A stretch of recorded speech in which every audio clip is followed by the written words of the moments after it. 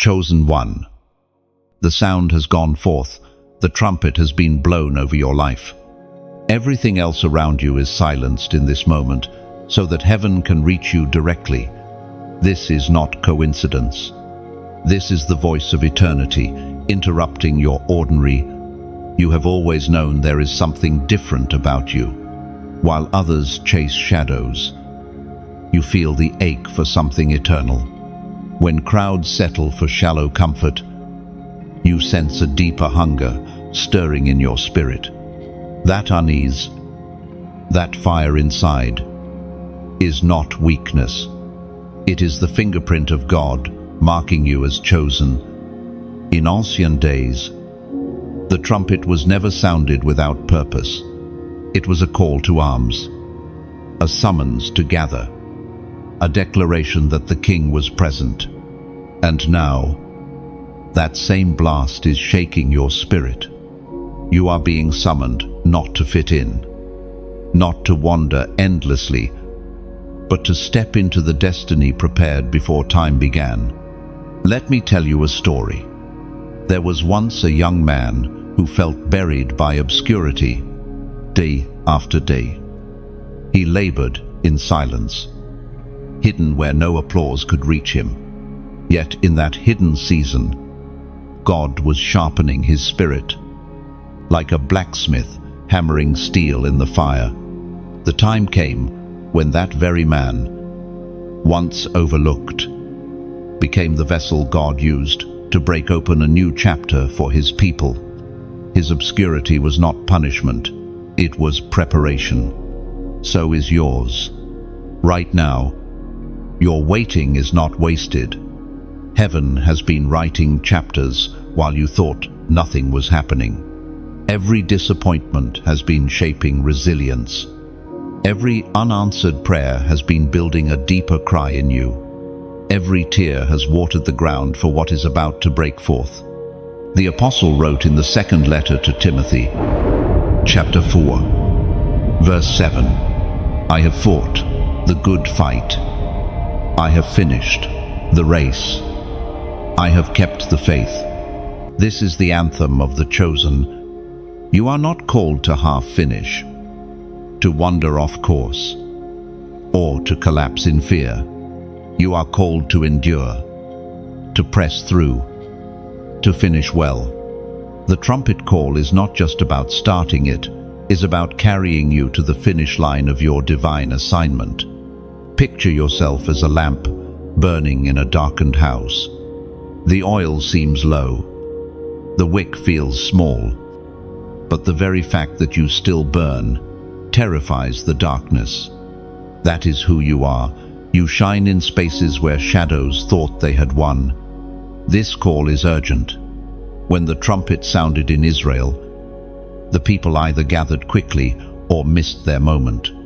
Heaven is not playing background music for your life. It is sounding an alarm. You feel it already, your spirit shaking, your heart responding. This is not just another word. This is heaven's direct interruption of your path. So I tell you, do not delay. Do not scroll past this and forget it.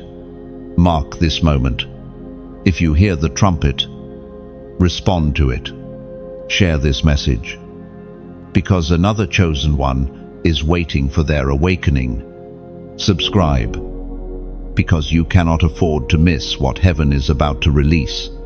And comment 111 right now as a prophetic sign. Father, Son, Spirit declaring, I align with the trumpet call. This is not the end. It is only the beginning. Step forward now. Do you see what is happening? Chosen one, the trumpet is not merely sound, it is movement. It is the shaking of the ground beneath your feet, urging you to stand, to lift your eyes, to recognize that the season of hiding has ended. There is a holy stirring right now.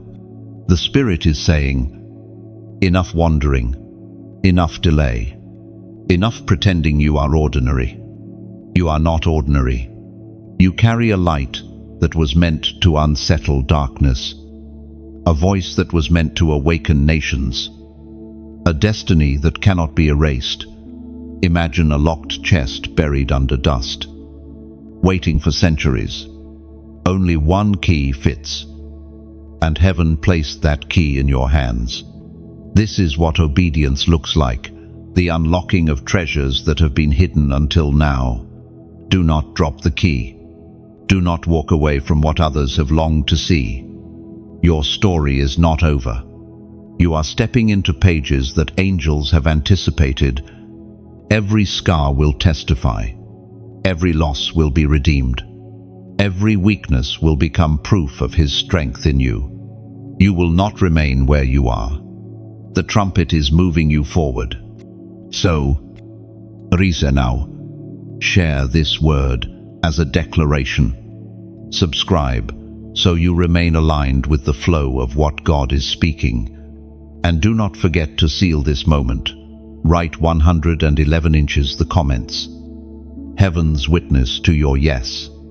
You carry marks that others do not understand.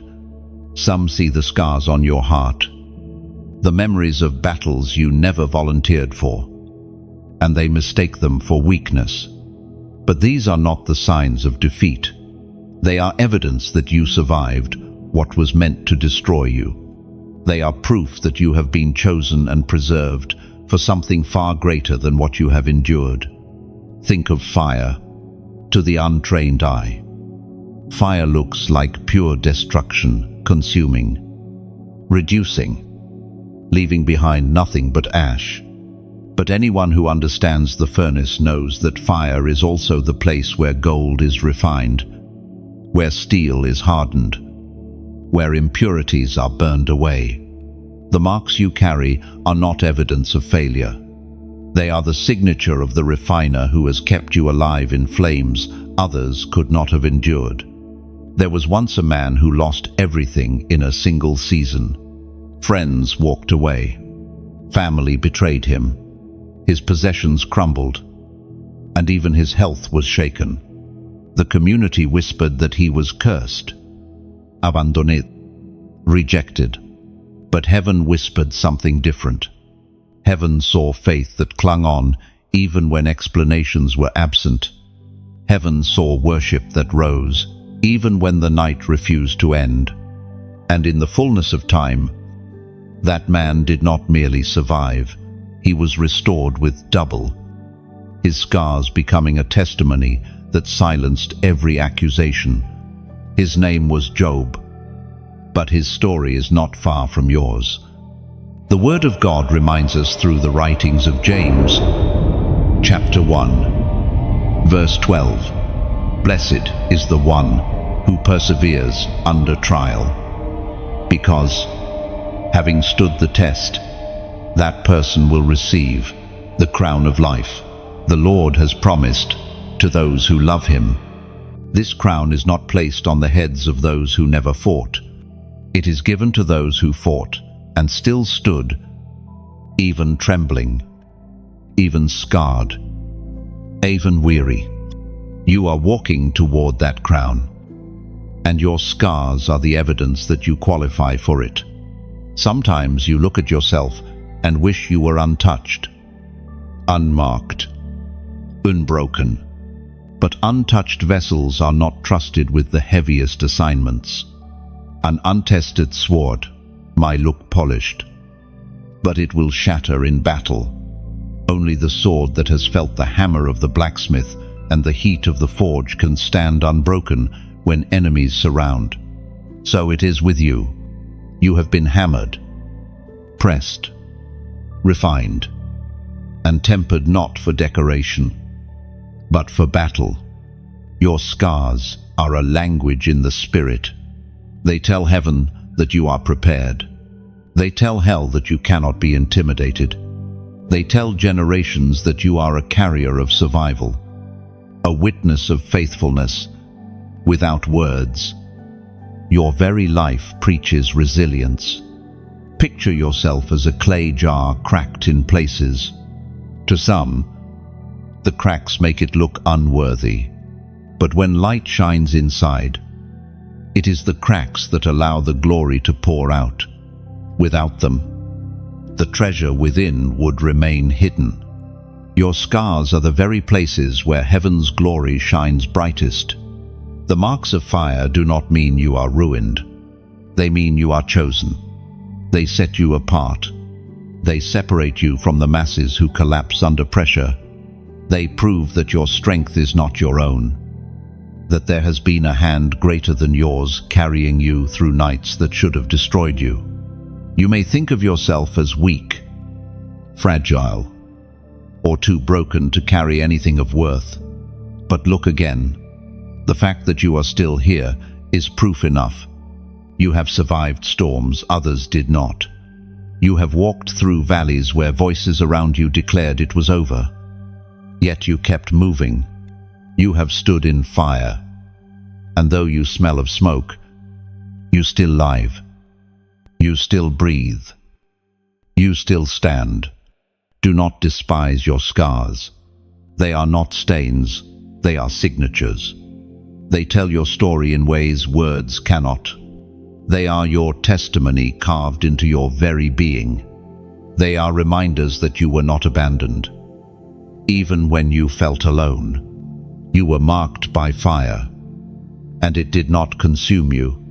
Instead, it identified you. You are not like the rest, because you have endured what the rest could not, and heaven has seen it all. And now, those very marks will speak for you. They will open doors that polished credentials cannot. They will give weight to your words when others remain empty. Your scars will become the ink God uses to write hope into the lives of those still bleeding. So lift your head. You are not disqualified by what you carry. You are certified, sealed, and set apart. You are standing at the cliff of choice. The wind of destiny is strong here, and the ground behind you feels safer, familiar, and ordinary. Yet before you lies a drop that looks terrifying, but in truth, it is the leap into everything heaven prepared for you. This is where chosen ones are always led, a place where comfort and calling collide, and you cannot carry both. Think about Israel standing at the edge of the Red Sea. Behind them was the sound of horses and chariots, the dust of Pharaoh's army chasing hard. Before them was an ocean with no bridge, no boat, no explanation. That was their cliff of choice. Would they surrender and walk back into slavery? Or would they trust the God who promised deliverance? You know the story. The waters split, and the impossible became the path. But it only opened after they chose obedience. You, too, are standing at waters that refuse to part until you move your foot forward. Heaven is waiting for your yes, not your partial yes, not your delayed yes, but your complete surrender that says, I choose His way, even when I cannot see the ground beneath my step. Your whole life has been leading to this edge. Every battle that scarred you, every season that hid you, every trumpet call that shook you, it all converges here. You cannot remain halfway. You cannot serve two masters.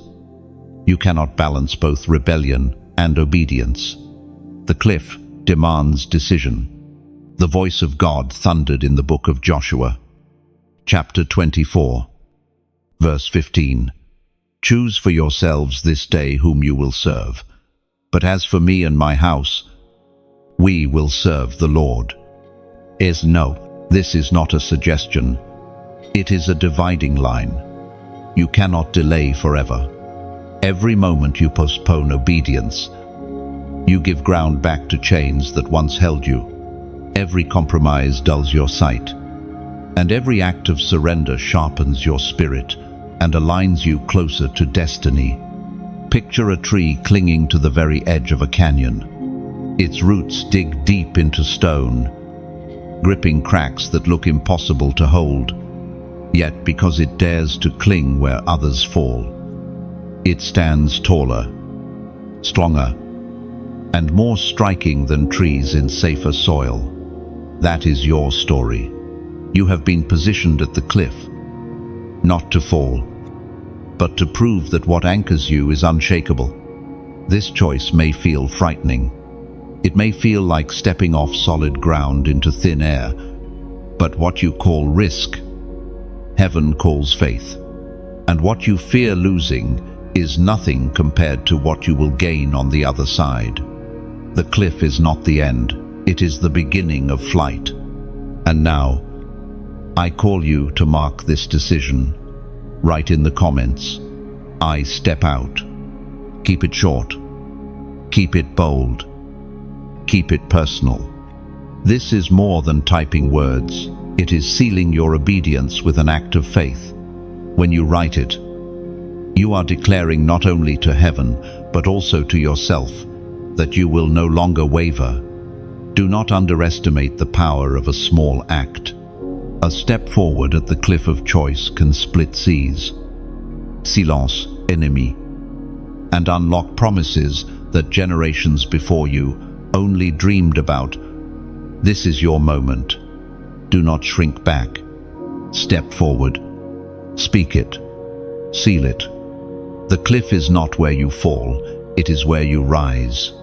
When you declare, I step out, you are not typing empty words.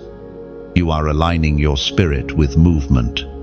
Just as Abraham left his homeland without a map, you are confessing that you trust the unseen more than the visible. Your declaration becomes a doorway. It signals that you are ready to move from talk into action. This simple phrase is also warfare. The enemy thrives on hesitation, on keeping you trapped between choices. But the moment you write, I step out, you silence doubt and break the spirit of delay. You are telling fear it no longer controls the script of your life. That act shifts the atmosphere. Think of Peter on the water. The storm was raging, waves crashing, but his faith lived in one step. The sea did not calm before his decision, it responded after. In the same way, your seas will respond when you act. By stepping out, you allow God to prove himself faithful in your obedience. Finally, this declaration seals legacy. Others will look back and see this moment as the turning point. Generations after, you may not know the struggles you faced, but they will walk on paths you cleared because you chose to step out. Your courage becomes inheritance for those who follow. Every chosen life carries both light and shadow, and it is often in the shadows that the schemes of the enemy weave themselves quietly. You have felt it before, the sudden heaviness that presses on you for no reason, the whispers of doubt that question your worth, the strange resistance that arises just as you are about to move forward. These are not coincidences. These are the fingerprints of opposition designed to stop the chosen before they awaken fully. The enemy works in silence, hiding traps in ordinary days. He seldom announces himself with open threats. Instead, he plants seeds of discouragement, tiny lies that grow into thick vines if left unchecked. He tries to convince you that your scars disqualify you, that your waiting is wasted, that your prayers rise to empty skies. Yet these whispers cannot stand against the truth already spoken over your life. The Spirit spoke through the prophet Hosea, chapter 6, verse 3. Let us acknowledge the Lord. Let us press on to acknowledge him. As surely as the sun rises, he will appear. He will come to us like the winter rains, like the spring rains that water the earth. Oh, look closely at this promise. The presence of God is not uncertain, not fragile, not fleeting. His coming is as sure as sunrise, as steady as seasons, Even when opposition whispers that you are abandoned, his appearance is already set, unstoppable and inevitable. Consider a battlefield at night. The enemy moves under cover of darkness, believing his strategies are unseen, but a single torch raised high exposes every hidden movement. That torch is you. The moment you refuse to give in, your light unmasks the schemes surrounding you. And though darkness may hate it, it cannot extinguish it. There is a reason the attacks have felt personal. It is because the enemy fears your awakening. He knows that once you recognize your authority, you will not only stand, you will lead others out of captivity. That is why resistance has multiplied at the very moments you tried to step into new seasons. The intensity of your battle is a prophecy of the greatness of your calling. Do not mistake resistance for rejection. What opposes you confirms that you are advancing. Thieves do not break into empty houses. Armies do not surround villages without value. The pressure you feel is evidence that you carry treasure worth stealing. Think of Joseph, betrayed by brothers who should have protected him, sold, slandered, and imprisoned. His life looked like a chain of disasters. Yet behind the curtain, God was weaving those very schemes into a pathway to the throne. What men meant for evil, heaven turned into the doorway of salvation for nations. If betrayal could not cancel Joseph, neither can the hidden schemes cancel you. Your story carries the same thread. What was designed to crush you is being rewritten as the very soil where your future will grow. Pain will not be the final word. Purpose will. Imagine a garden after fire. The earth looks charred, lifeless, wasted, but deep within the soil, seeds wait. And in time, green shoots break through ashes, stronger and more vibrant than before. The schemes against you have only burned away what could not remain.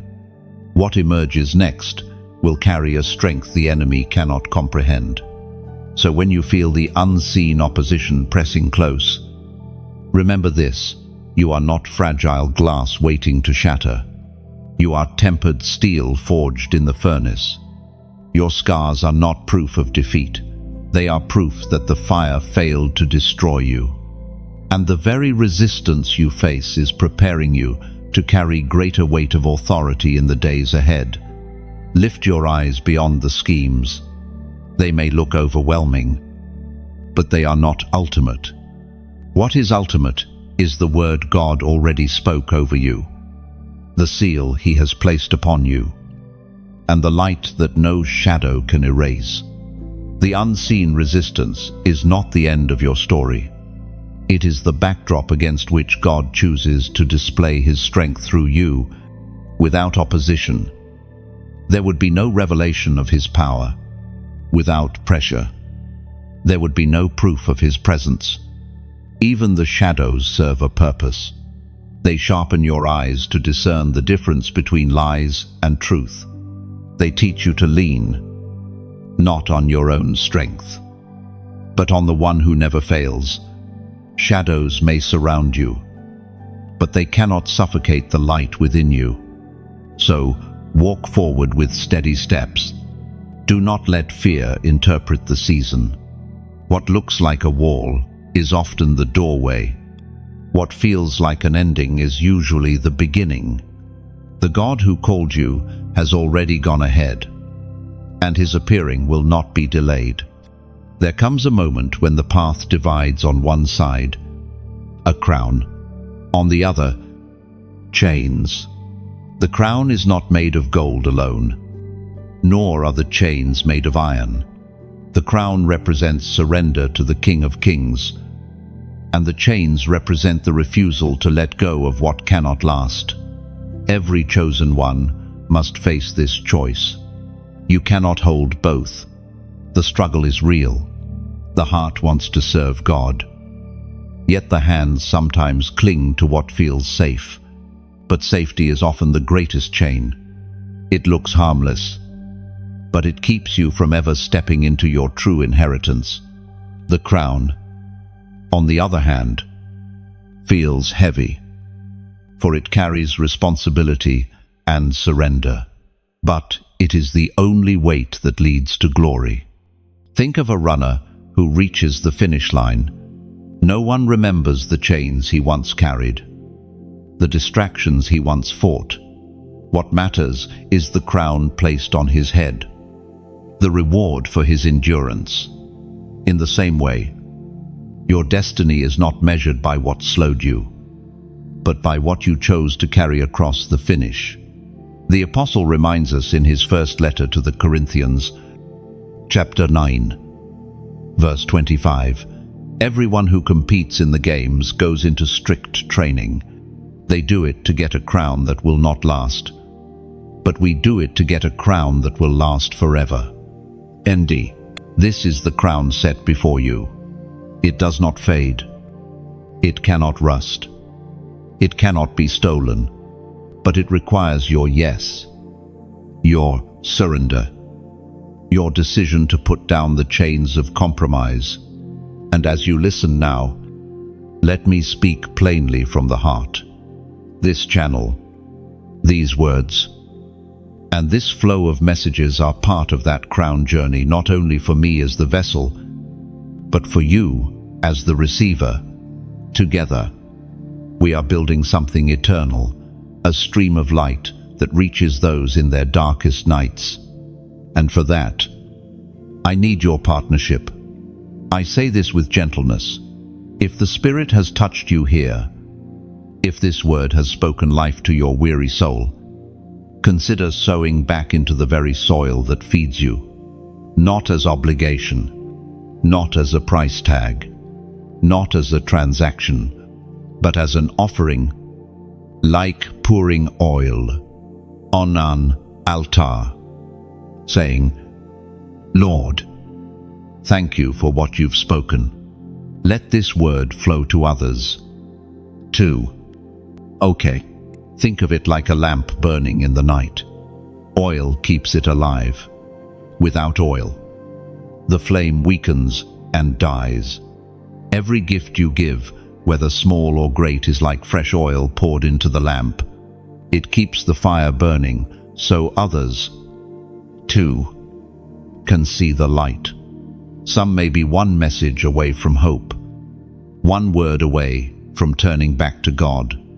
Your partnership makes that possible. Picture it like a river carrying living water. When you share, it is as if you let the river overflow into another thirsty field.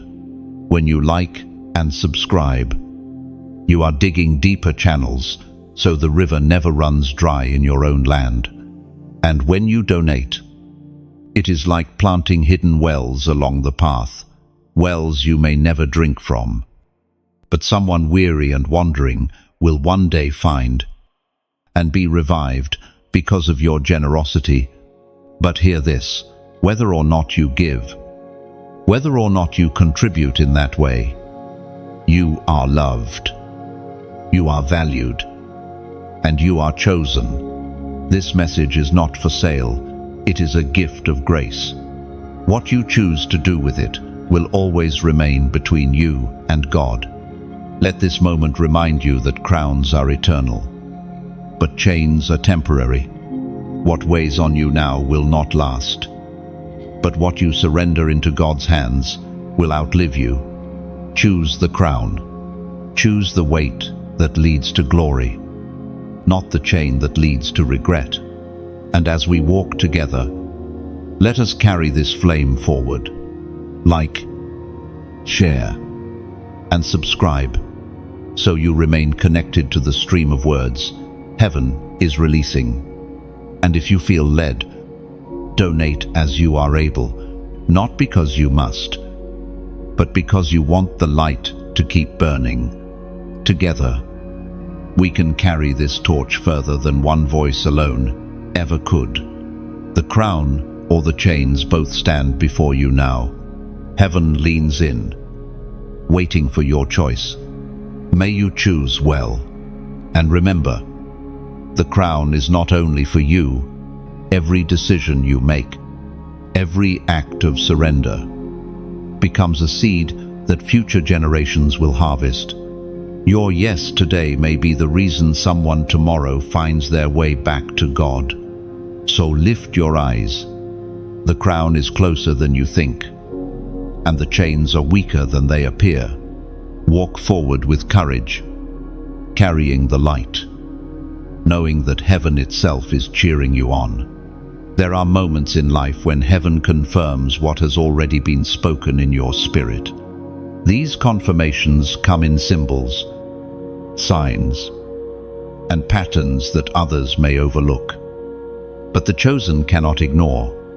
They are prophetic markers, designed not to entertain, but to anchor you, reminding you that you are walking under divine alignment. Numbers in Scripture are never random.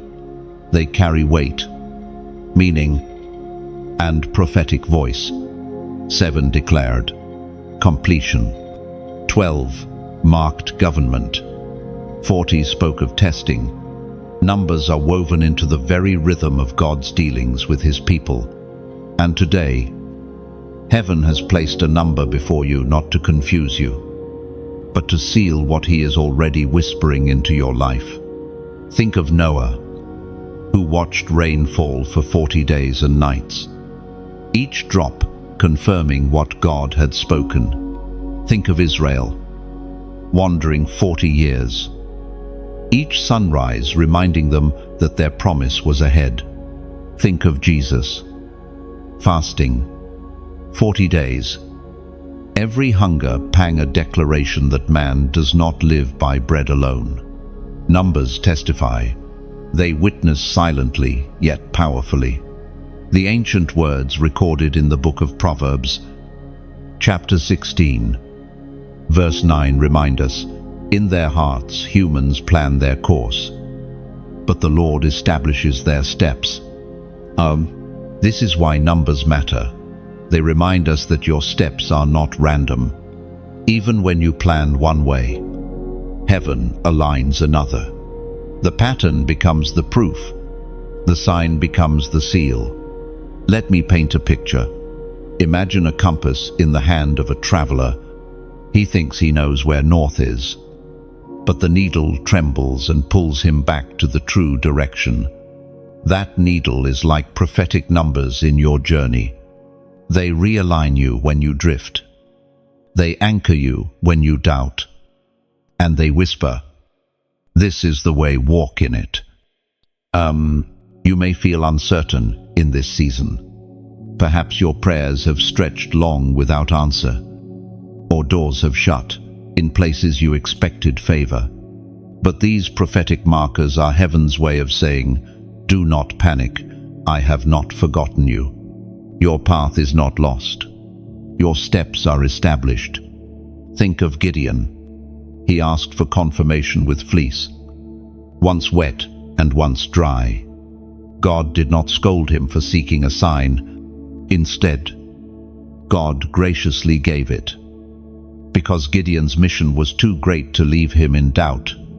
In the same way, heaven is willing to reassure you, not so you remain dependent on signs, but so you learn to trust that the one guiding you is faithful.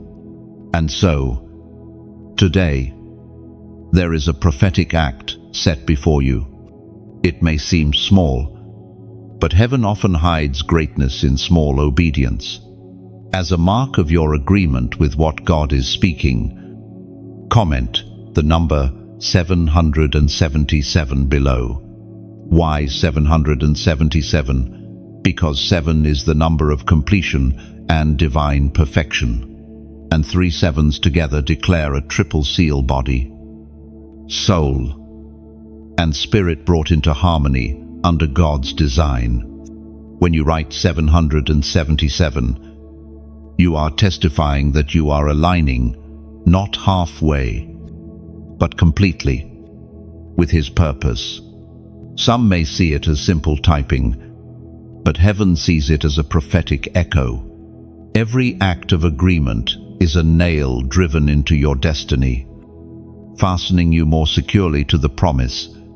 Just as Israel stacked stones by the Jordan as a memorial, your comment becomes a marker, a stone laid in the riverbed of history, declaring, "Here is where I aligned with God's voice." Imagine a seed placed in soil, small, hidden, insignificant, yet beneath the surface, it begins to stir. Roots pressing downward, shoots pressing upward. That is what happens when you respond to heaven's call with a prophetic act. You may not see the fruit immediately, but something has already shifted in the unseen. So do not dismiss this moment. Numbers are not superstition, they are language. They are part of the vocabulary of heaven. And right now, heaven is writing in your story with the ink of alignment. Mark it, seal it, comment 777, and let the unseen realms witness your yes. This is your confirmation, your anchor, your prophetic signpost. Step into it boldly. For the one who establishes your steps has already gone before you. When you write 777, you are not only declaring completion, you are reminding yourself that unfinished battles in your life will not remain unfinished forever. Heaven has already signed the final chapter, and the end is victory. It also becomes a testimony every time you see 777 again, whether on a page, a clock, or whispered in prayer. It will remind you of this moment. It will be a stone of remembrance, a marker saying, "Here I chose alignment. Here I sealed my trust." So let 777 be more than numbers. Let it be your echo of faith, your footprint on the path of destiny. The chosen often walk a road of separation, a path marked not by crowds, but by solitude. It is not punishment. It is not rejection. It is protection. For God hides his treasures until the appointed time, and you are one of them. You may look back at seasons when friends turned away, when family misunderstood you, when opportunities slipped from your hands. At the time, it felt like abandonment, like silence, like loss. But if heaven were to open your eyes fully, you would see what truly happened. God was pulling you aside, keeping you from voices that would dilute your purpose, from relationships that would entangle you, from places that would stain your calling. Consider the life of Moses, raised in the palace of Egypt. He could have been surrounded by luxury and influence all his days. Yet the moment he stepped into his true identity, he was driven into the wilderness. For 40 years, the desert became his classroom, alone with sheep, alone with silence, alone with the God who was preparing him. When the burning bush finally blazed before him, he realized the wilderness had not wasted him, it had preserved him. So it is with you. What looked like rejection has always been preservation. God knew that if you had been tied too closely to certain people, you would have carried their expectations into your destiny. If you had been allowed to settle in comfortable spaces, you would have missed the weight of the call on your life. Separation was not cruelty, it was surgery. He cut away what could not travel with you. The Word of God declares in the book of Psalms, chapter 4, verse 3, "Know that the Lord has set apart his faithful servant for himself. The Lord hears when I call to him." Lo, this verse is your mirror. You have been set apart not as an outcast, but as a servant preserved for him. And every prayer you whispered in your solitude was not ignored, it was heard. It was recorded. It was treasured. Think of an archer preparing his arrow. He does not place it immediately on the bowstring. First, he sets it aside, inspects it, polishes it, and ensures it is straight. Only then does he release it into flight. Separation is God's inspection. He has set you aside, not to waste you, but to prepare you for a release so precise that it will strike exactly where He intends. Your loneliness has meaning. The nights you sat in silence were not empty. They were filled with His unseen hand, shaping your character. They were filled with His whisper, even when you thought He was far away. They were filled with preparation for assignments larger than you imagined. Many cannot understand why chosen ones carry an air of distance. They mistake your silence for arrogance. They call your separation pride. But what they do not see is that you are walking under divine preservation. Oil spoils if left open too long. A flame flickers out if exposed to too much wind. God covers you so your oil stays fresh, so your flame does not die prematurely. Picture a pearl forming inside an oyster. For years it remains hidden, layer after layer, building in the dark. No one sees it. No one admires it. No one celebrates it. Yet when the time is right, the shell opens and the treasure shines. You are that pearl. Your hidden years are not wasted. They are the very reason your beauty will astonish when revealed. So, do not despise the wilderness. Do not curse the solitude. Do not resent the distance from crowds. All of it is working for you, not against you. It is not rejection, it is protection. It is not isolation, it is incubation. The one who set you apart is the same one who will release you in His time. Lift your eyes. Your hidden season will not last forever, but while it lasts, let it shape you, refine you, and strengthen you. Because when the curtain lifts and the world sees what heaven has been preparing, they will understand that separation was the very soil in which your destiny grew. And when that unveiling comes, you will realize that every moment of loneliness was an investment. Each tear was a drop of oil filling your lamp, preparing it to burn longer and brighter when the night is darkest. So, hold steady. Do not rush the process.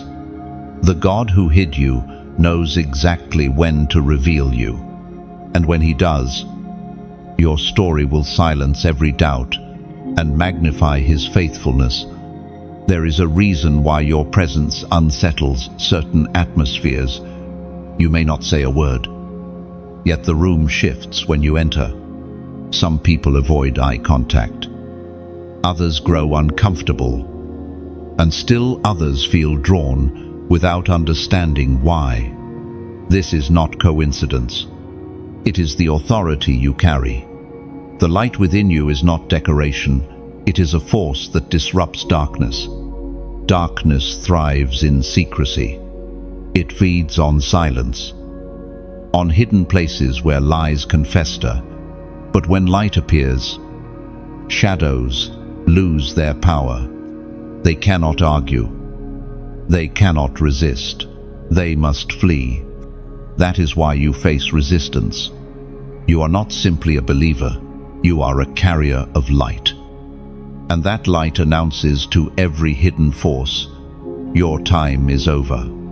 The ancient words recorded in the Gospel of John, chapter 1, verse 5 remind us, the light shines in the darkness, and the darkness has not overcome it. This verse is not abstract. It is the description of your life. You shine. Even when you feel fragile, you shine. Even when storms rage around you, the darkness has tried to smother your flame through disappointment, betrayal, and fear. Yet here you stand, still burning, still radiating, still carrying light. That survival alone testifies that the darkness has failed.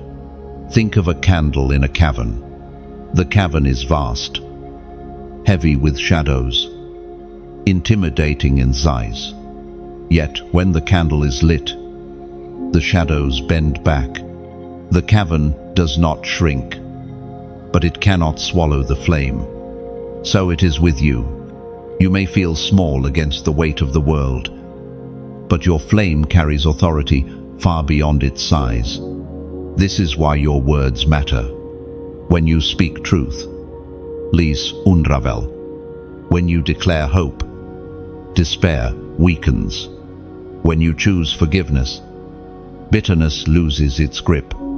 Every act of light you release terrifies the structures of darkness, because it proves that their control is crumbling. Consider Paul and Silas in prison.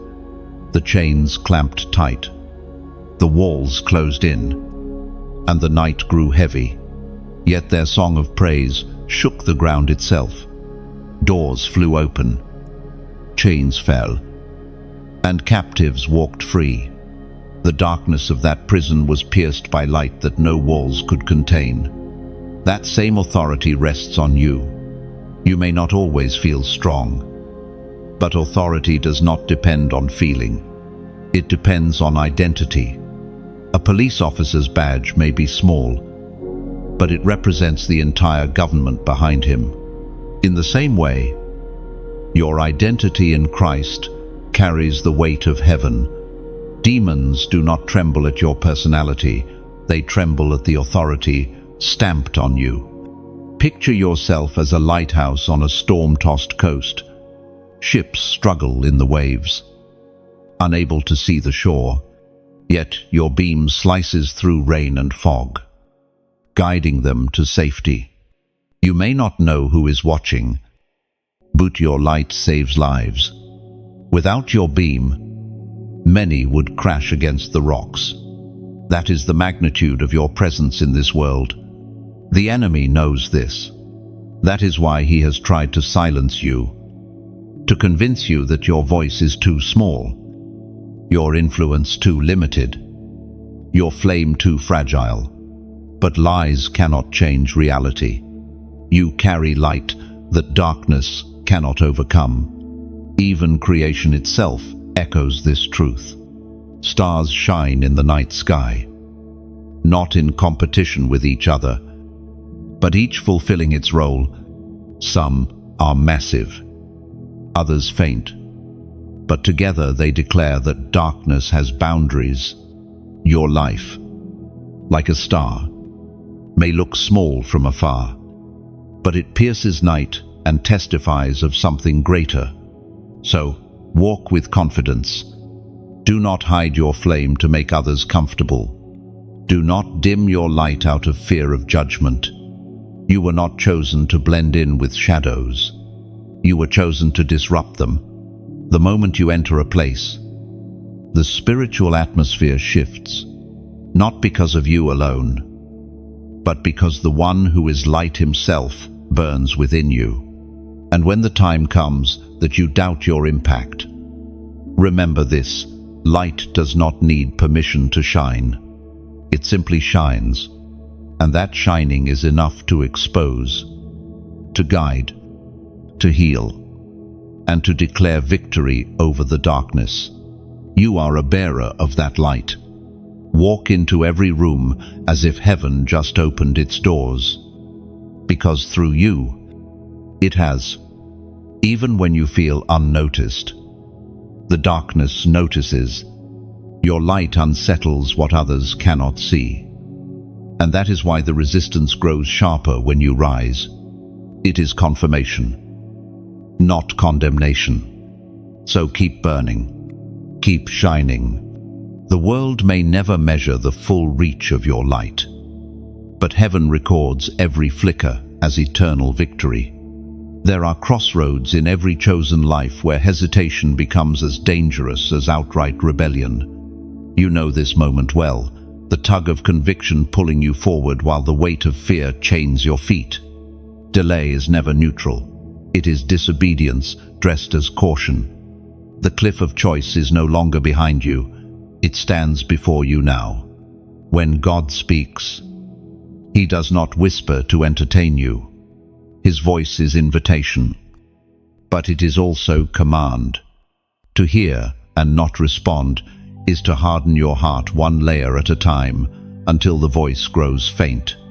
That is why immediate response matters. Each yes builds a pathway of obedience, while each delay builds walls of resistance. The prophet Elijah spoke as recorded in the first book of Kings, chapter 18, verse 21. How long will you waver between two opinions? If the Lord is God, follow Him, but if Baal is hot, follow him. This is not only history, it is your present moment. You cannot waver forever. The Spirit is not calling you to someday, to later, to when you feel ready. He is calling you to now. Think of Israel at Jericho. The walls did not fall when they discussed or when they planned. They fell when they marched, when their feet struck the ground in rhythm with obedience. Movement made the miracle, and so it is with you. The step you take now shifts things that conversation alone never could. Delay is costly. Every moment of hesitation opens the door for doubt to multiply. Every second of silence allows fear to strengthen its grip. Yet obedience, even trembling obedience, breaks chains instantly. It does not wait for courage to appear. It produces courage as you move. Picture a door swinging on its hinges. For years, it has groaned, creaked, and resisted movement. But at last, someone pushes firmly, and the rust gives way. The doorway opens. That push is your obedience. Heaven has already loosened the hinges. You need only apply the weight of decision. So let this moment be more than listening. Seal it. Act on it. Respond to it. Type these 3 words in the comments. I move now. It is short. It is clear. It is decisive.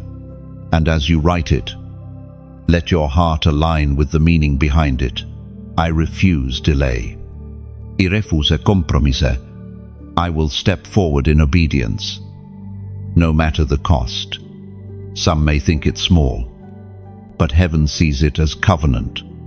When your words align with your will, chains snap, doors open, and destiny accelerates. This is not empty typing, it is spiritual agreement. A declaration etched into eternity. You are standing at the edge again. Do not let fear paralyze you. Do not let doubt convince you that tomorrow will be safer. Tomorrow is not promised. But this moment is. Respond, and watch as the ground beneath your feet shifts into promised land. Obedience is never comfortable, but it is always fruitful. Every step forward feels like stepping into the unknown. Yet the unknown is exactly where God shows Himself strongest. When Abraham left his homeland, he did not know where he was going. All he had was a promise. That one act of obedience became the foundation of nations. Your yes today carries more weight than you realize. When you declare, I move now, you are tearing up contracts with hesitation. You are breaking cycles of procrastination that have followed your family for generations. Perhaps those before you heard the call but delayed until their window closed. You are standing in the same place, but your response will change the story. Where others stalled, you will advance. Where others froze, you will step. Think of obedience like planting a seed. It does not look powerful in your hand, small, fragile, easily overlooked. But once you release it into the soil, hidden power begins to work. Roots press downward, shoots press upward, and in time, a tree stands where once there was only a seed. Your obedience today is that seed. It may look small, but it carries forests inside. The enemy fears your immediate response because he knows it multiplies quickly. He does not mind you attending, listening, or even nodding along as long as you delay. But the moment you act, heaven rushes to meet you. Angles move, doors swing, and the atmosphere changes. That is why hesitation feels easier, because darkness prefers you frozen. So understand this clearly. Obedience is not only about you. When you move, others are freed. When you obey, chains fall from those connected to you. Your family, your friends, even strangers you may never meet, are waiting for the ripple effect of your yes. This is why heaven leans close in moments like these. Do not underestimate what happens in this very hour. Eternity is watching. Heaven is recording. And your obedience, though simple, will echo far beyond what you can see. There are seasons when heaven seals a person with glory, not because they are flawless, not because they never failed, but because they said yes when it mattered most. And when that seal comes, it is irreversible. No man can cancel it. No enemy can steal it. No failure can erase it. You are stepping into that season now, the season of being sealed for glory. The weight of this sealing is not visible to the eye, yet it transforms everything around you. People may not be able to explain why your words carry weight, why your presence shifts atmospheres, why opportunities open in unusual places. It is because you are carrying what cannot be counterfeited, the mark of heaven's approval. The Word of God reminds us in the second letter to the Corinthians, chapter 1, verse 22, He anointed us, set His seal of ownership on us, and put His Spirit in our hearts as a deposit, guaranteeing what is to come. This seal is your anchor. It is heaven's signature that you belong, that you are chosen, that you are protected, and that your future is secured. Think of a letter sealed with wax in ancient times. Before it reached the intended recipient, many hands might touch it. But the seal declared ownership. No one had the right to break it except the one who sent it. That is your life. You may pass through many hands, many seasons, many battles, but the seal remains unbroken. You belong to the sender. Imagine a vineyard. The vine dresser ties strings along each row, not to bind the branches, but to support them as they grow heavy with fruit. Without those ties, the branches would droop, and the fruit would rot in the dust. The seal of God is like those ties. It holds you steady. It preserves your harvest. It keeps your fruit from wasting. And now, let me speak heart to heart. If these words have been oil to your lamp, if they have poured strength into your soul, I invite you like, share, and subscribe. Not because numbers matter for vanity, but because each act is like lifting the flame higher on a lampstand. When you like, it is as if you light another candle in the night, one more spark that pushes back darkness. When you share, It is like dropping a seed into a river. It floats far and takes root in places you will never reach. When you subscribe, it is like building a bridge across flowing waters, ensuring you never lose the path when the river continues forward. I also say this gently: if your heart has been stirred, if you feel the seal of this message resting on you, consider sowing into this work. Donate as you are led. Think of it like planting a tree in a field you may never visit. Long after you walk away, travelers will find shade, children will find fruit, and weary souls will find rest under what you planted. Your donation is a brick in the temple of light being built for generations. One small stone from you, another from someone else, until a house of refuge rises for countless souls. Hear me clearly. This is not an obligation. The crown of glory does not depend on the size of your gift. It depends on your surrender to God's call. Whether you give or not, you are still chosen, still sealed, still loved. But if you feel prompted, let your giving become an echo of gratitude, a ripple of hope that multiplies beyond you. The seal of glory is already upon you.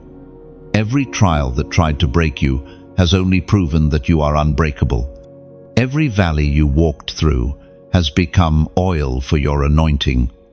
Every scar has been pressed into gold. And now you rise, not empty, but sealed, marked, and unstoppable. So walk boldly into this season.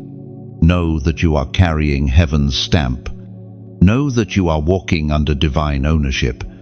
Know that you are anointed for impact. And as you move, let others catch the light of what you carry. Like, share, subscribe, and donate if you are led. Not because you must, but because you want the flame to burn brighter, the river to flow further, and the temple to rise stronger for those who will come after you. You are sealed. You are unstoppable. You are written into the story of glory. And when history looks back, your obedience and generosity will not be forgotten. The light you helped lift, the river you helped widen, the temple you helped build, these will stand as silent witnesses that you lived as one sealed for glory.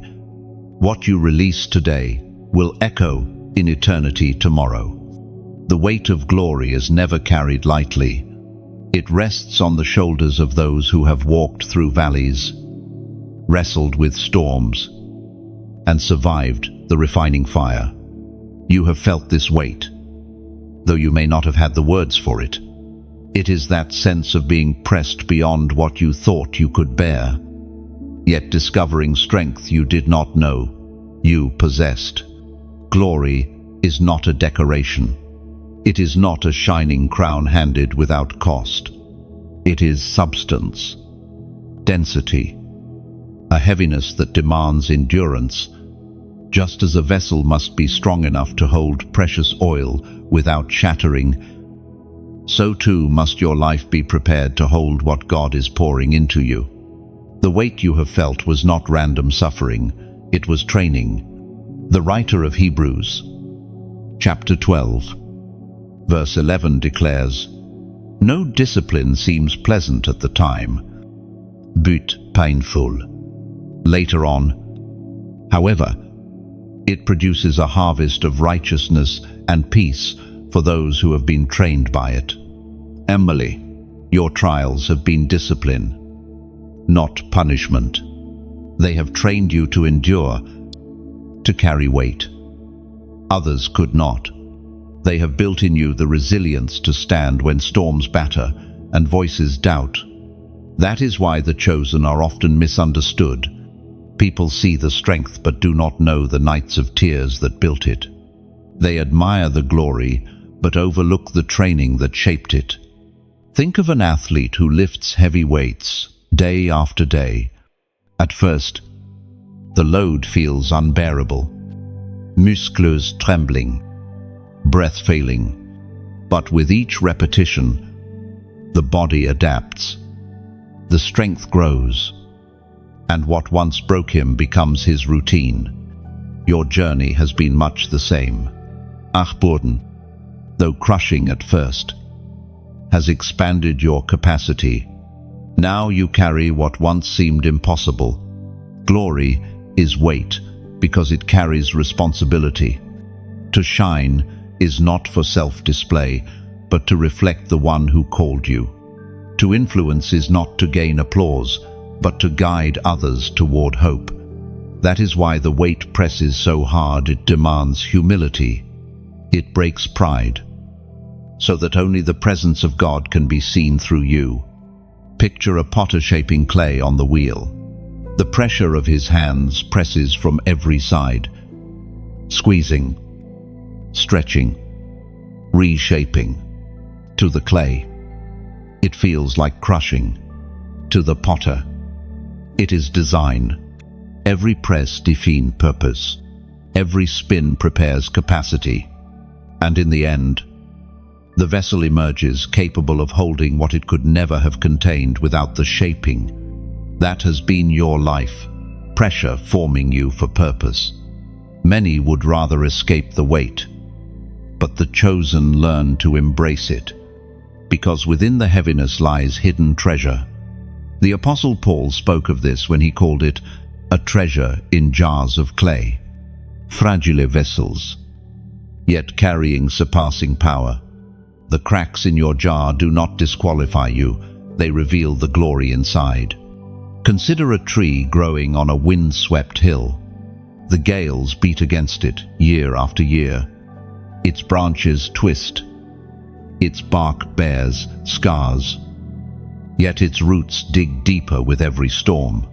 When the winds cease, that tree stands unshaken, stronger than those in sheltered valleys. So it is with you. The storms have not ruined you, they have rooted you. And now, the weight of glory you carry is not only for yourself, it is for those who will stand under your shade, for those who will draw courage from your story.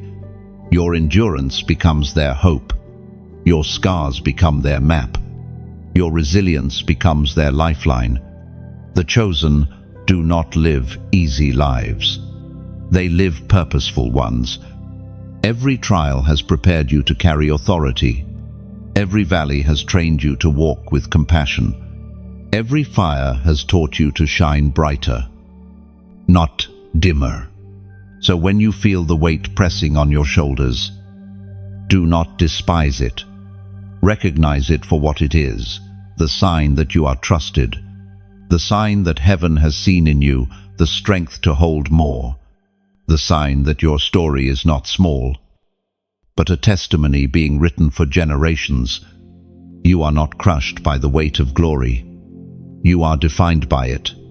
And though it presses hard, it will also lift you higher, carrying you into places only the tested can go. And when others wonder how you endure, they will see it is not by your strength, but by the one whose glory rests on you.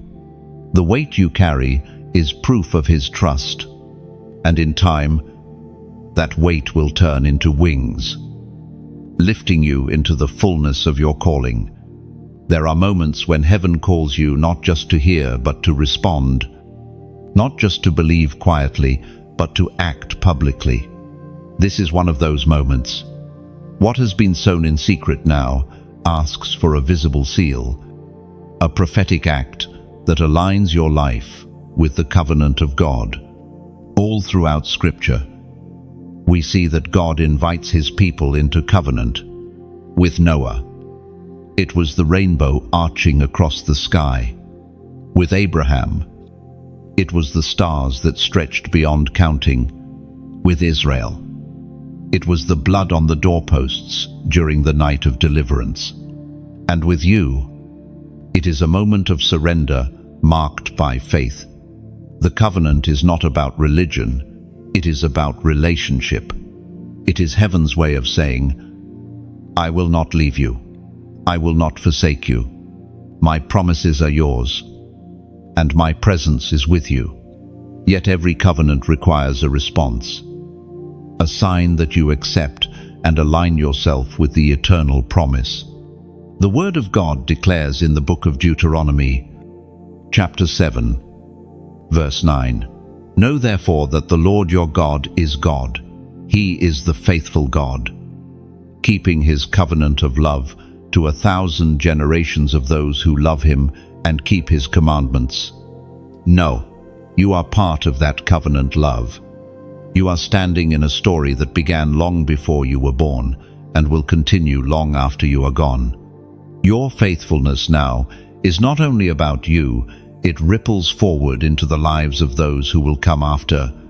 Think of a stone dropped into water. The initial splash is small, but the ripples spread outward. Touching shores, the stone never reached.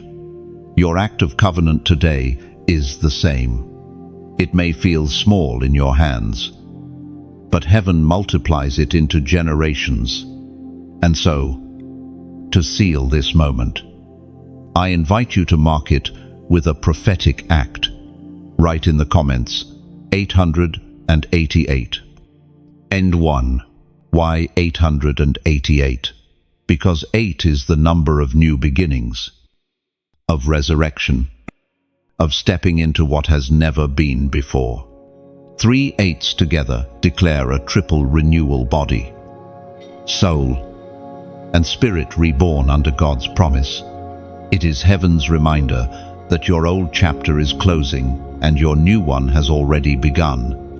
When you write 888, you are not just typing digits, you are testifying. You are declaring, I step into my new beginning. I receive the covenant that carries me into resurrection life. End of so. Picture a key sliding into a lock. For years the door has been closed, the hinges rusted, the path blocked. But when the right key turns, what was once shut bursts open. That is what this prophetic act represents. It is your key in the Spirit, unlocking doors that seemed sealed. Do not underestimate the weight of this moment. What feels symbolic in the natural is monumental in the unseen. Angels, take note. Heaven records it, and your future shifts by the obedience of your present. So let the number 888 be more than digits on a screen. Let it be your covenant mark, your living testimony, your echo of agreement with heaven. The one who calls you faithful is the same one who seals you now. When you write 888, you are not simply repeating a number, you are engraving a declaration into your journey. Just as Israel stacked stones by the Jordan to remind future generations of God's faithfulness, this act becomes your marker. It says to every storm ahead, I have entered covenant, and I will not turn back. It also carries prophetic resonance for your inner life. The first 8 declares new strength for your body, renewal of health, energy, and resilience. The second 8 proclaims restoration for your soul, peace for your mind, healing for your emotions, and freedom from old chains. The third 8 speaks to your spirit alignment with heaven, clarity in hearing God's voice, and boldness to walk in authority. Together, they form a complete renewal. And do not miss this truth. Such acts are not for God's memory, for He never forgets. They are for yours. When you face valleys again, when fear tries to whisper, when doubt attempts to settle, you will look back at your covenant mark and remember, you will say, I sealed it. I aligned myself with heaven. My new beginning has already been written. Now, so let the number 888 stand not only as a comment but as a covenant. Heaven sees it. Hell fears it. Your future welcomes it. And as you step into this covenant moment, trust that nothing can undo what heaven has sealed. The new beginning is not fragile, it is secured. Your future is no longer uncertain, it is anchored in eternal promise. There is a truth many avoid, yet the chosen must face it. Mercy does not stretch forever. Grace is abundant. Yes, but it is also purposeful. It is not given so that you may linger endlessly in hesitation. It is given so that you may turn, repent, and rise while the door is still open. Throughout history, God has extended mercy repeatedly, calling his people back again and again. Yet there came moments when he withdrew his hand, when he allowed them to walk in the consequences of their rebellion, not because his love had diminished, but because their refusal to respond hardened their hearts beyond return. Mercy, when ignored too long, becomes judgment. The Word of God warns us in the letter to the Hebrews, chapter 10, verse 26. If we deliberately keep on sinning after we have received the knowledge of the truth, no sacrifice for sins is left. Oh, these are not light words. They are fire. They are a reminder that conviction is a gift, not a guarantee. The chosen are not called to toy with grace, but to treasure it, to respond quickly when the Spirit speaks, to guard against becoming dull. Think of Pharaoh in Egypt. 10 plagues unfolded before his eyes, sign after sign, warning after warning. Each time he hardened his heart, convincing himself he had more chances. But there came a final plague, a breaking point where mercy gave way to judgment. His rebellion not only cost him his son, it shattered his empire. Delay is dangerous because it assumes tomorrow is promised. The danger of rebellion is not always open defiance. Sometimes it is quiet postponement, the whisper of later that turns into years. The enemy does not need you to openly deny God. He only needs you to delay obedience until your heart grows numb. A fire untended does not go out in a flash. It fades slowly, until all that remains is ash. Picture a lamp with oil running low. The flame flickers, still giving light, but weaker with each moment. If fresh oil is not poured, darkness will soon prevail.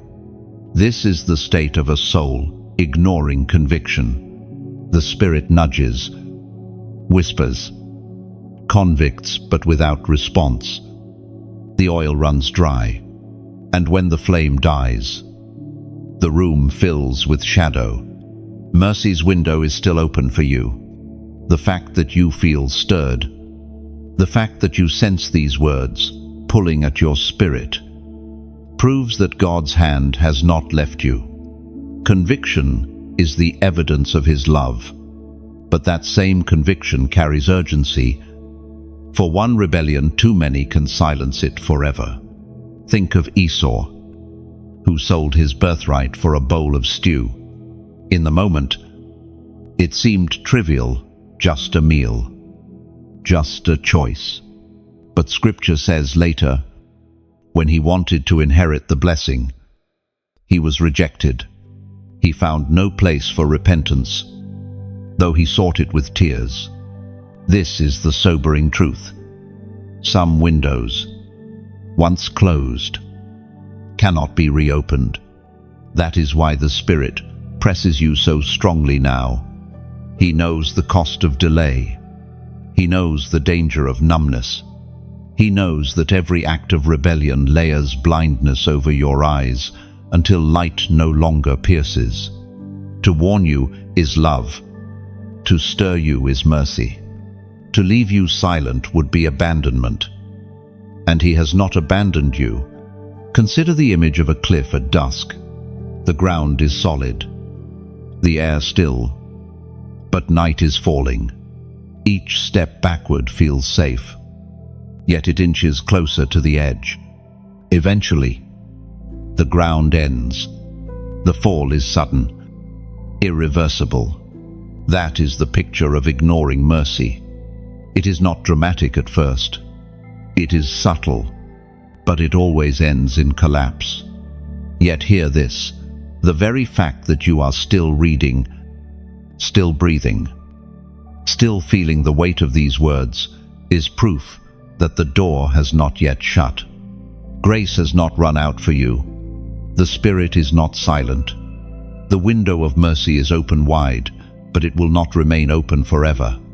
Do not take conviction lightly. It is a treasure rarer than gold. It means God is still speaking, still reaching, still longing for your heart.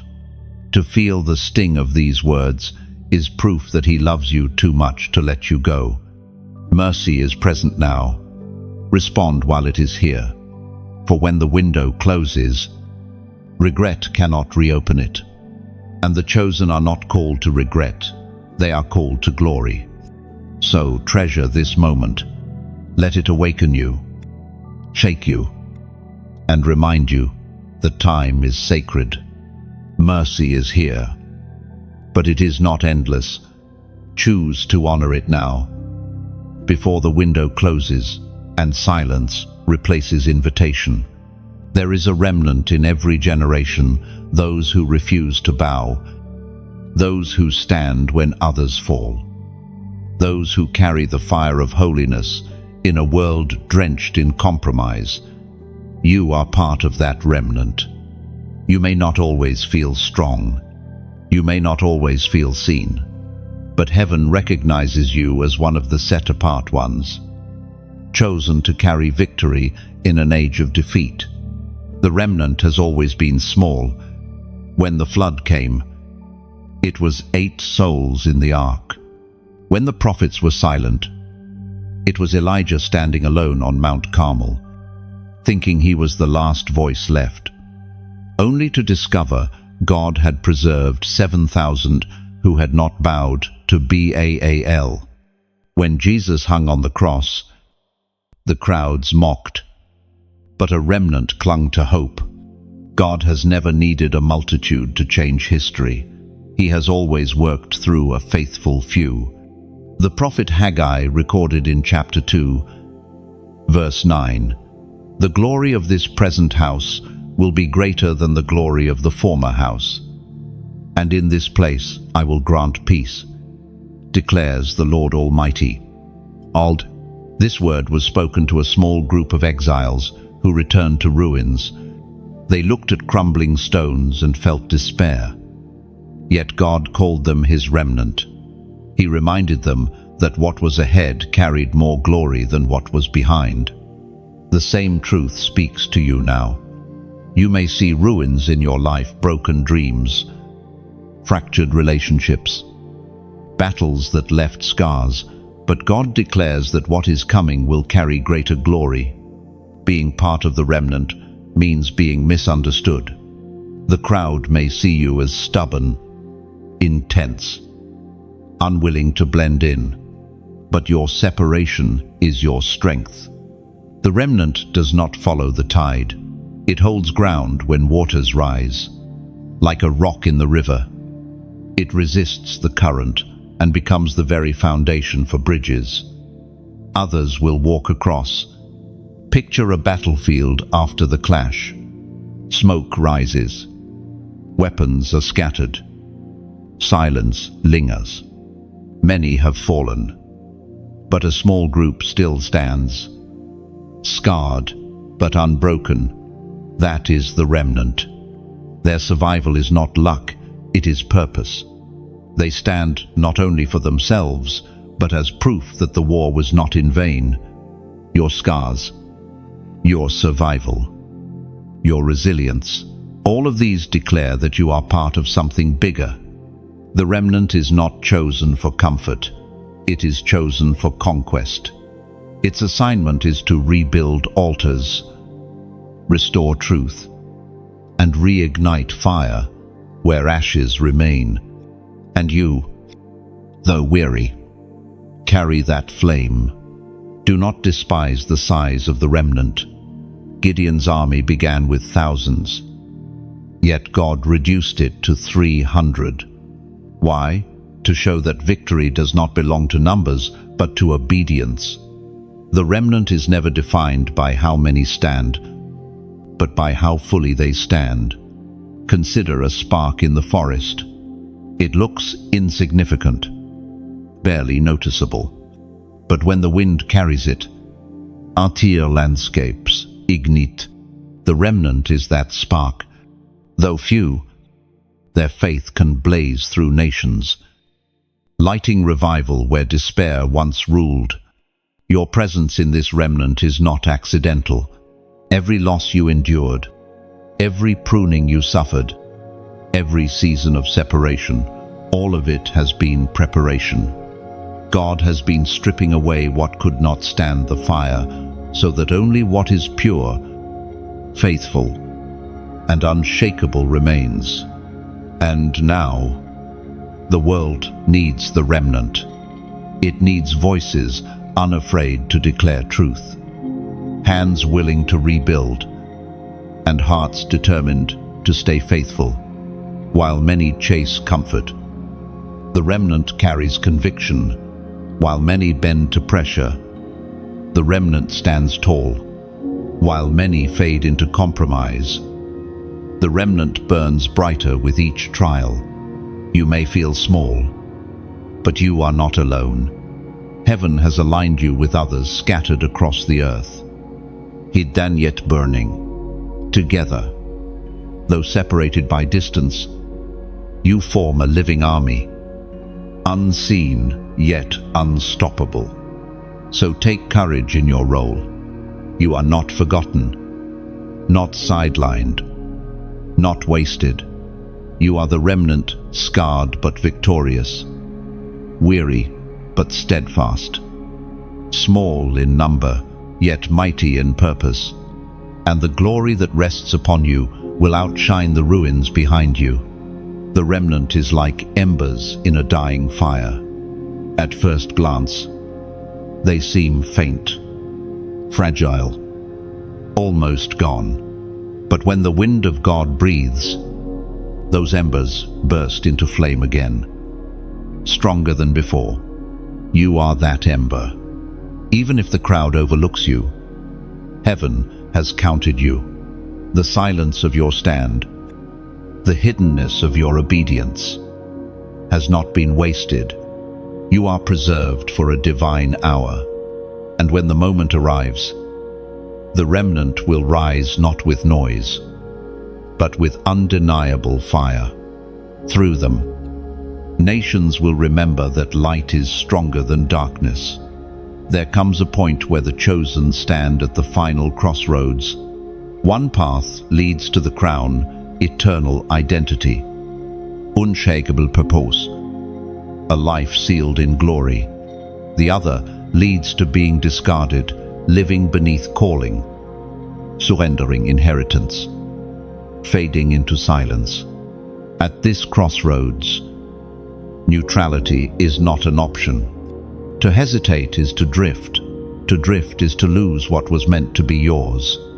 The gravity of this moment cannot be overstated. It is not only about your present comfort, it is about eternity's witness. Angels look on, demons tremble, and heaven leans in to hear your answer. This is the weight of the final crossroads.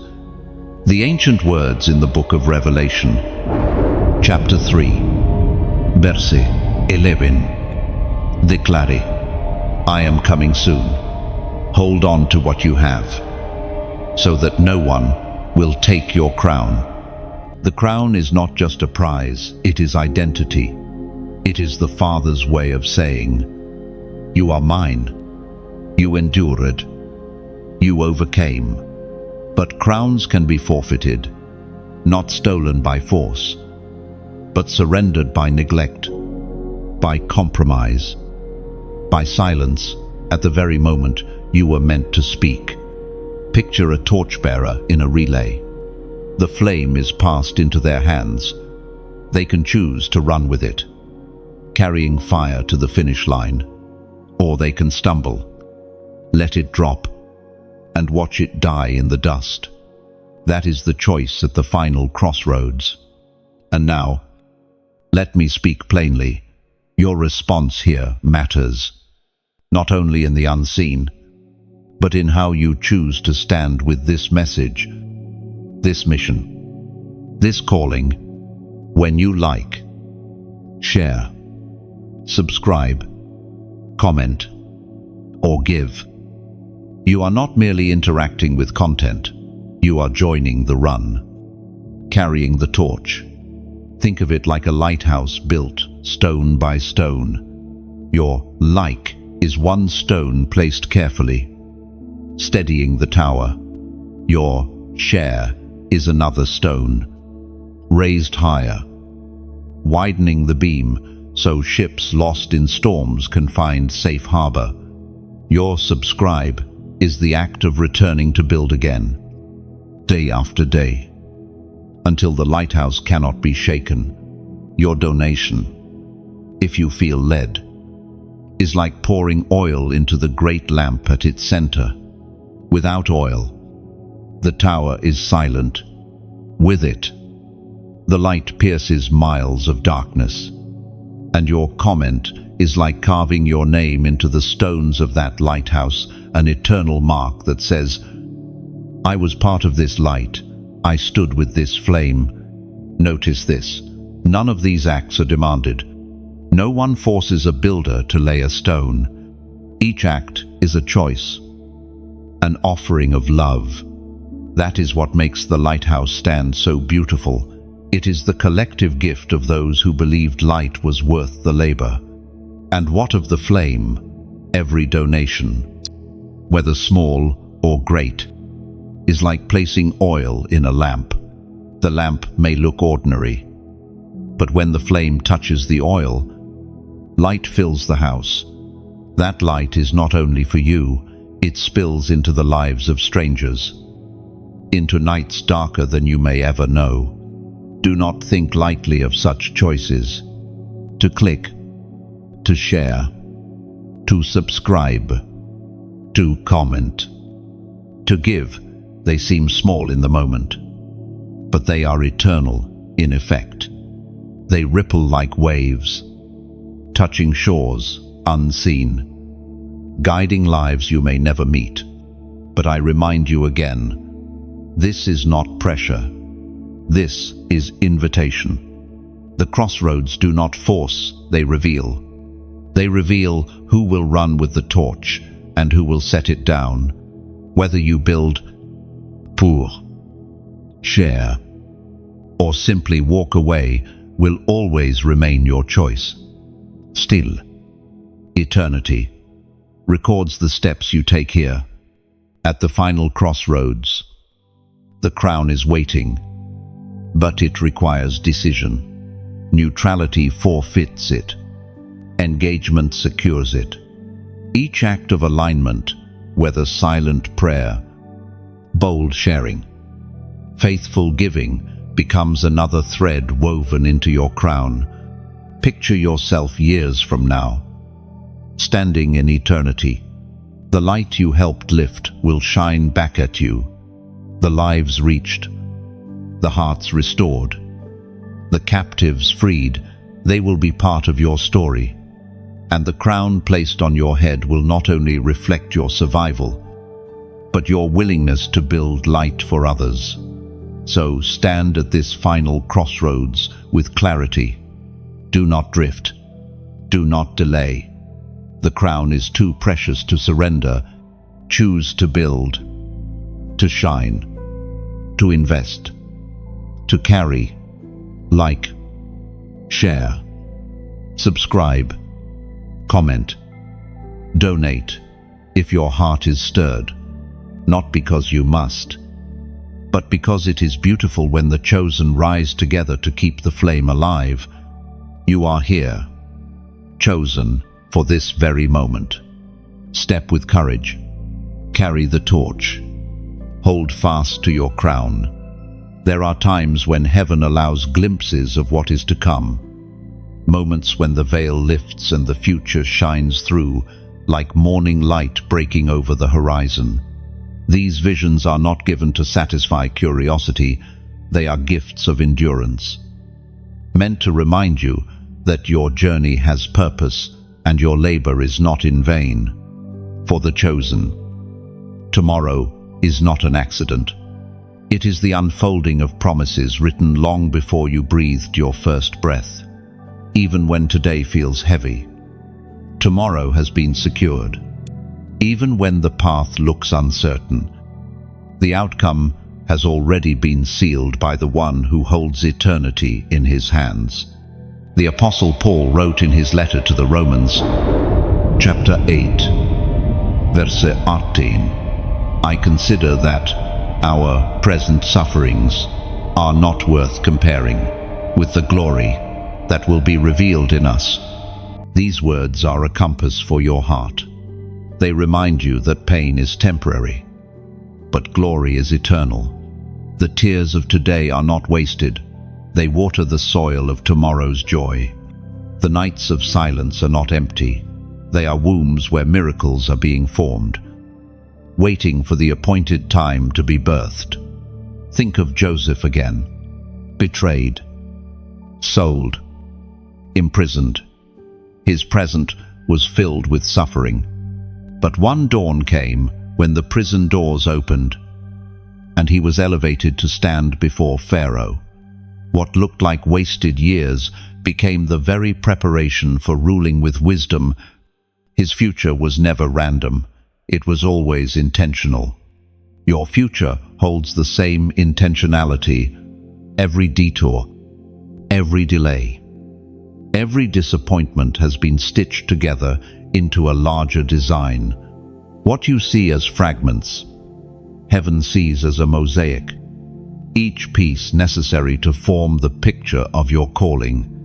Picture a weaver at the loom. Up close, the threads appear tangled, the backside messy, colors clashing with no sense. But step back, and a pattern emerges vivid, intricate, purposeful. Your life is that tapestry. Right now, you may only see the knots and tangles, but heaven sees the masterpiece forming with every thread. There are promises hanging over your life. Promises that storms cannot erase and time cannot diminish. The waiting may test you, but it does not cancel you. Like seeds buried deep, they are hidden for a season, only to rise in the right time.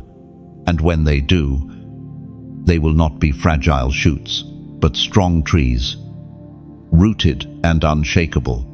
Vision is a gift. God gives the chosen to keep them steady when reality screams otherwise. Abraham was told to look at the stars, countless beyond measure, while his tent still echoed with silence. That vision carried him through decades of waiting. In the same way, heaven gives you glimpses, dreams, words, confirmations to remind you that tomorrow is secure, even when today feels uncertain.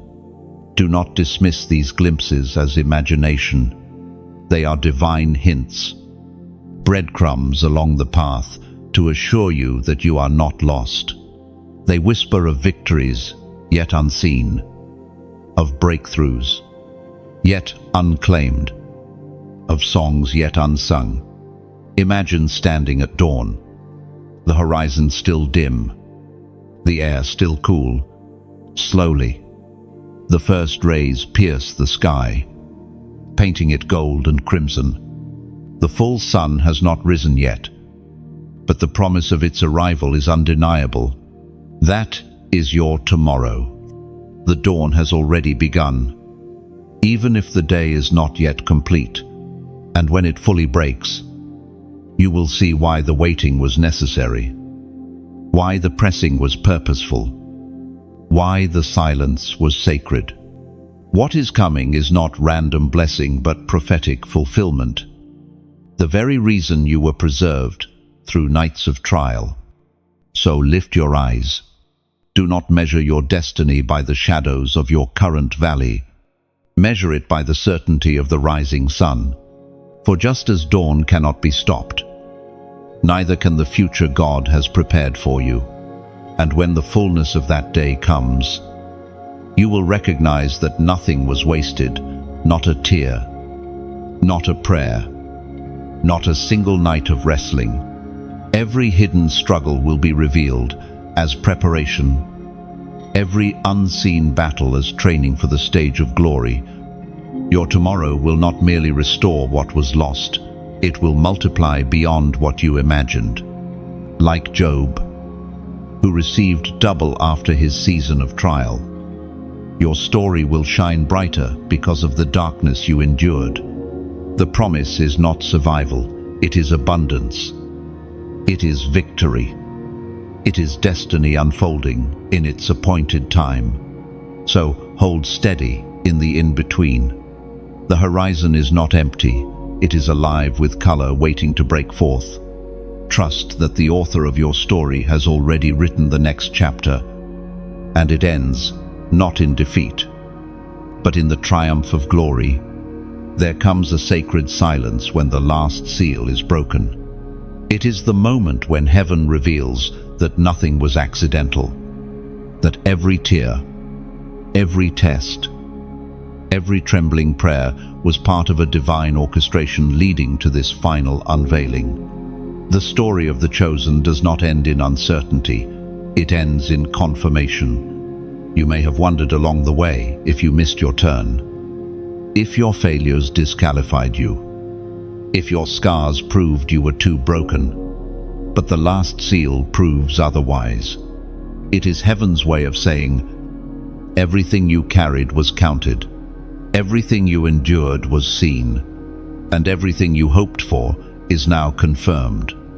The Apostle Paul writes in the second letter to Timothy, chapter 4, verse 8, "Now there is in store for me the crown of righteousness, which the Lord, the righteous judge, will award to me on that day, and not only to me, but also to all who have longed for his appearing. No, this is the promise resting on you at the breaking of the final seal.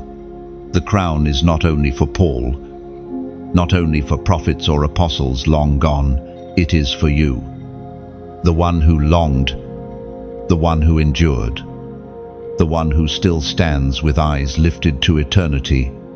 Think of a scroll tightly wound. For a long time it seems unreadable, its mysteries hidden, its promises out of reach. But when the final seal is broken, the parchment unfurls, and the story is made plain. That is your life once filled with hiddenness, now revealed as testimony. Picture a mountain climber reaching the summit after years of training, countless ascents, and bitter storms. The air is thin, the body weary, but the view is unlike anything seen before. Every ache is forgotten in the beauty of the horizon. That is what this moment represents. The crown outshines the climb. The final seal is also vindication. The voices that mocked your faith, the doubts that haunted your nights, the betrayals that cut deep, all of them fall silent in the light of fulfillment.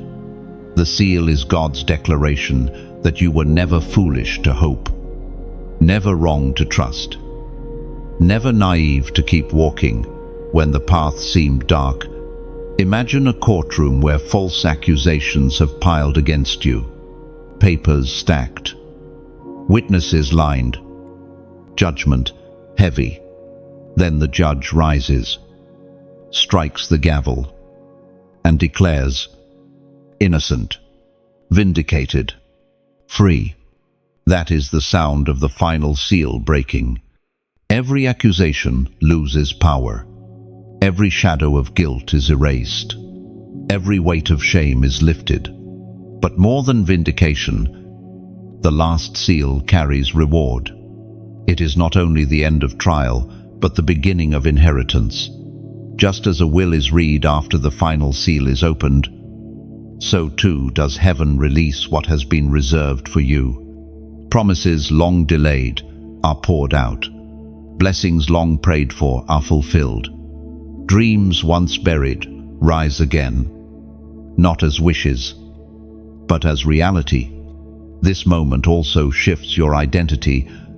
You no longer see yourself as one merely surviving, but as one enthroned, crowned, marked forever as chosen. The crown is not given to flatter, it is given to finalize.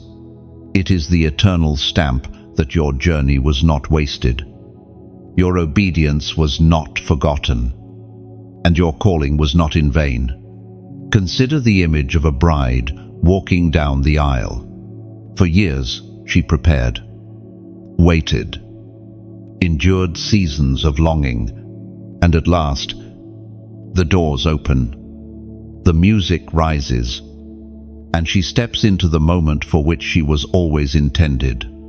That is you at the breaking of the last seal, stepping fully into the destiny for which you were preserved. So do not look back with regret. Do not measure your worth by the weight of your scars. The seal is broken, the story is confirmed, and the blessing is unlocked. What lies ahead is not shadow, but radiance. Not uncertainty, but fulfillment.